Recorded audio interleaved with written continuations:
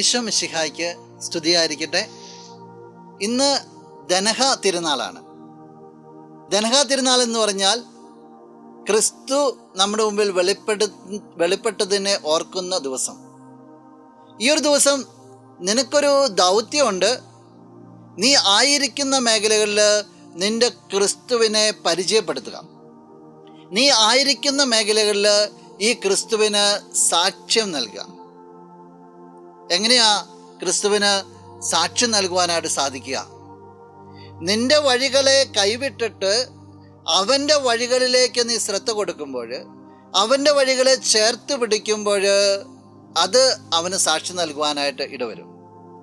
പൂജരാജാക്കന്മാർ ഈശോനെ കാണാൻ വേണ്ടി വന്ന്, ദിവ്യപൈതലിനെ കാണാൻ വേണ്ടി വന്ന് ഹെരോദോസിൻ്റെ കൊട്ടാരത്തിൽ പ്രവേശിച്ചു. പക്ഷേ നമുക്കറിയാം, അവർക്കത് വഴി തെറ്റിപ്പോവുകയാണ് ചെയ്തത്. വീണ്ടും അവർ പുൽക്കൂട്ടിലെത്തി.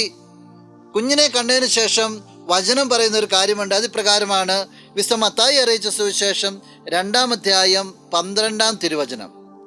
ഹെരോദോസിൻ്റെ അടുത്തേക്ക് മടങ്ങിപ്പോകരുതെന്ന് സ്വപ്നത്തിൽ മുന്നറിയിപ്പ് ലഭിച്ചതനുസരിച്ച് അവർ മറ്റൊരു വഴിയെ സ്വദേശത്തേക്ക് പോയി. അവർ വന്ന ഒരു വഴി അവർക്കുണ്ടായിരുന്നു. ആ വഴി അവർക്ക് വളരെ കൃത്യമായിരുന്നു. പക്ഷെ എന്നിട്ടും ദൈവം നൽകിയ മുന്നറിയിപ്പിനെ മാനിച്ചുകൊണ്ട് വന്ന വഴികളെ കൈവിട്ട് കളഞ്ഞിട്ട് അവർ പുതിയൊരു വഴിയെ പോയി. ജീവിത മേഖലകളിൽ നിൻ്റെതായ വഴികളെ വിട്ടിട്ട് ദൈവത്തിൻ്റെതായ ഒരു വഴിയെടുക്കുവാൻ സാധിച്ചാൽ മാത്രമേ ക്രിസ്തുവിന് സാക്ഷ്യം വഹിക്കുവാനായിട്ട് നിനക്ക് സാധിക്കുകയുള്ളൂ. അത് നിനക്ക് സാധിക്കട്ടെ. നമുക്ക് പ്രാർത്ഥിക്കാം. കണ്ണുകൾ അടച്ച് കരങ്ങൾ കൂപ്പാം. നല്ലവനായ കർത്താവേ, നിന്നെ ഞങ്ങൾ ആരാധിക്കുന്നു, സ്തുതിക്കുന്നു, മഹത്വപ്പെടുത്തുന്നു. ഈശോയെ വ്യക്തിയെ സമർപ്പിക്കുകയാണ്. നിനക്കെപ്പോഴും സാക്ഷ്യം നൽകുവാനായിട്ട് സ്വന്തമായിട്ടുള്ള ഏതെങ്കിലും വഴികളോ ചുറ്റുപാടുകളോ ഉണ്ടെങ്കിൽ അതെല്ലാം നിനക്ക് വേണ്ടി വിട്ടുകളയുവാനും നിന്റെ വഴിയെ സ്നേഹിക്കുവാനും ഈ വ്യക്തിയെ അനുഗ്രഹിക്കണമേ. ഇന്നത്തെ ദിവസം എല്ലാവിധ അപകടങ്ങളിൽ നിന്ന് സംരക്ഷിക്കണമേ. എല്ലാ ഉദ്യമങ്ങളെയും അങ്ങ് വിജയത്തിലെത്തണമേ. പ്രാർത്ഥനകൾക്കെല്ലാം നിന്റെ നാമത്തിൽ ഉത്തരവുണ്ടാകട്ടെ, ഇപ്പോഴും എപ്പോഴും എന്നേക്കും. ആമേൻ.